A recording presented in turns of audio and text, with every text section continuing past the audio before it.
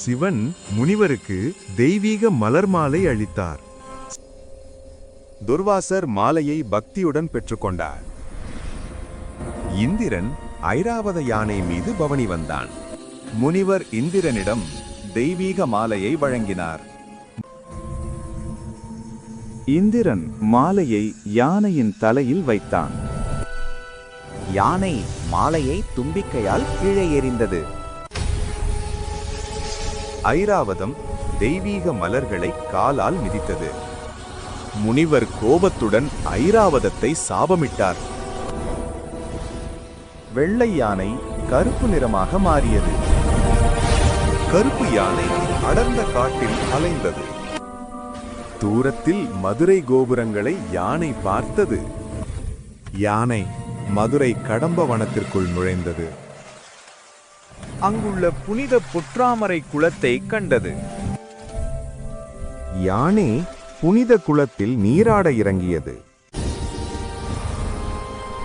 யானையின் கருப்பு நிறம் மெல்ல மறைந்தது.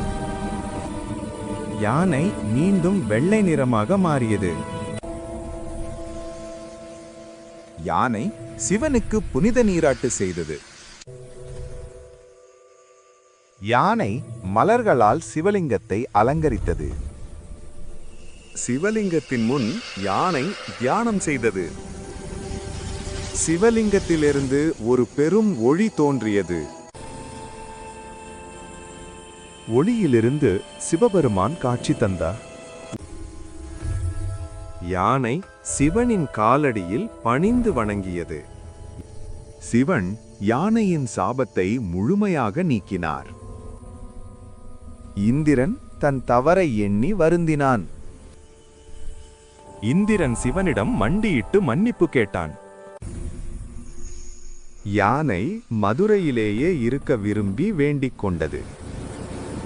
சிவன் யானையை 2 சிலைகளாக மாற்றினார். மதுரை கிழக்கு வாசலில் யானை சிலைகள் தோன்றின.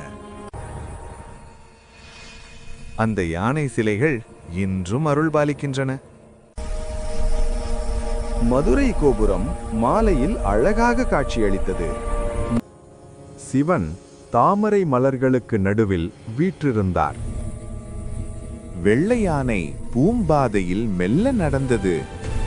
பொற்றாமரை குளத்தின் அழகிய வான்வழி காட்சி. முனிவர் புன்னகையுடன் அங்கிருந்து மறைந்தார். இந்திரனின் நகை தெய்வீக ஒளியில் மின்னின. கடம்ப மரம் புனித ஆற்றலுடன் ஜொலித்தது. மக்கள் கூட்டமாக வந்து யானையை வழிபட்டனர். பழங்கால மதுரை மாநகரம் பிரம்மாண்டமாக தெரிந்தது.